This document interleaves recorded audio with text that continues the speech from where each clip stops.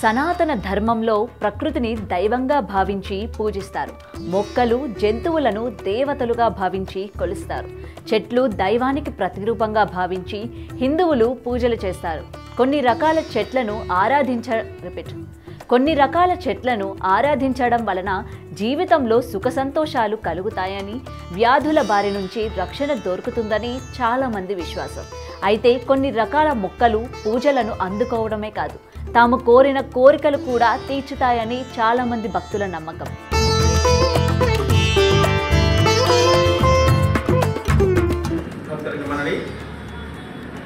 మన మహాలక్ష్మి అమ్మవారి చెట్టుగా ఎలా పిలువబడిందంటే, గత 8 దశాబ్దాల క్రితము ఈ ప్రాంతమంతా కూడా గిరిజనులు ఉండేవారు.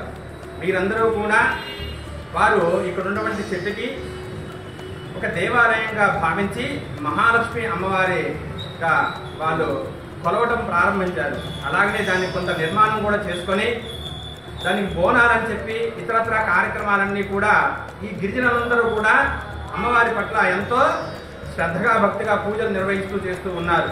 కాలక్రమేణా వాళ్ళంతా రకరకాలుగా వెళ్ళడం జరిగిపోయింది.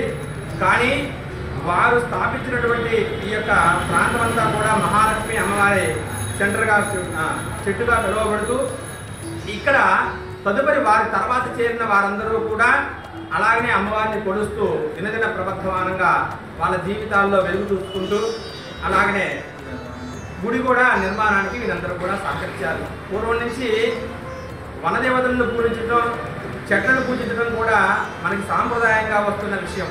అలా విశేషంగా చూసుకుంటే గిరిజనులు ముందుంటారు ఎక్కడున్నా కూడా. ఇప్పుడు ఇక్కడి నుంచి వెళ్ళిన వాళ్ళు కూడా ఎక్కడున్నారో వాళ్ళు మళ్ళీ అక్కడే అమ్మవారిని పూజించడం కూడా జరుగుతూ ఉంది. కాబట్టి ఎవరైనా సరే ప్రతి ఒక్కరూ కూడా ఈ యొక్క దేవాలయానికి విచ్చేసి అమ్మవారిని దర్శించుకొని ఆ యొక్క అమ్మ కృపకి పాత్రలు కావాల్సిందిగా కోరుకుంటూ సెలవు తీసుకుంటున్నాం.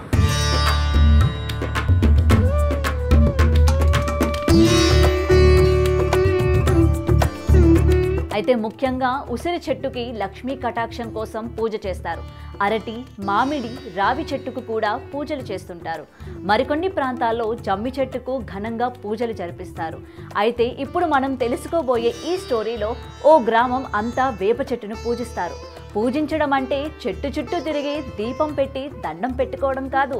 వేప చెట్టుకు ఏకంగా అద్భుతమైన ఆలయాన్ని నిర్మించారు. చెట్టుకు మహాలక్ష్మమ్మ అమ్మవారు అని పేరు పెట్టి కొలుస్తారు. నిత్యారాధన చేస్తుంటారు. అమ్మవారు కోర్కెలు తీర్చే కొంగు బంగారం అని కూడా నమ్ముతుంటారు. ఏంటి, మీరు నమ్మడం లేదా? అయితే చలో గుంటూరు జిల్లా వినుకొండ పట్టణంలోని మార్కాపురం రోడ్డులో వేప చెట్టుకి స్థానికులు పెద్ద ఎత్తున ఒక గుడి కట్టి నిర్మించారు. ఎంతో అద్భుతంగా ఉన్నటువంటి ఈ నిర్మాణం ప్రతి ఒక్కరిని ఆకట్టుకుంటోంది. కొన్ని దశాబ్దాల క్రితం గిరిజనులు అక్కడ ఉన్న వేప చెట్టును పూజించేవారు. అలా పూజించడం వల్ల వాళ్ళకి బాగా కలిసి వచ్చిందని స్థానికంగా బాగా ప్రచారం ఉంది. అలా చెట్టును పూజించి ఆర్థికంగా, ఆరోగ్యపరంగా బాగుండటంతో అదే ఆచారాన్ని తర్వాత తరాల వారు కూడా కొనసాగిస్తున్నారు. ఇందులో భాగంగా కోరిన కోర్కెలు తీర్చే చెట్టు అమ్మకు గుడి కట్టాలి అని నిర్ణయించుకున్నారు. మొదటగా 2 ఏళ్ల క్రితం చెట్టుకు రక్షణగా చుట్టూ గోడ కట్టించారు. దానికి నిలువెత్తు చెట్టుతో పాటు చెట్టు చుట్టూ గుడి కట్టి మహాలక్ష్మమ్మ బొమ్మలు కూడా వేయించారు. చెట్టు మొదలను గర్భగుడిలో అమ్మవారిలా భావిస్తూ పూజలు చేస్తున్నారు. ఇక దసరా నవరాత్రులు ఈ గుడిలో ఘనంగా నిర్వహిస్తుంటారు. ఇప్పుడు అందరూ ఈ ప్రాంతాన్ని మహాలక్ష్మమ్మ చెట్టు సెంటర్ అని పిలుస్తుంటారు. అలా చెట్టు గుడి కట్టడం ఇప్పుడు సర్వత్రా చర్చనీయాంశమైంది.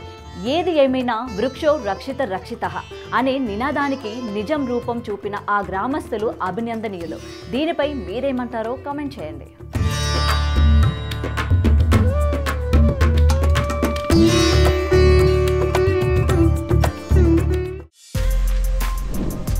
For more videos like this, subscribe Big TV channel.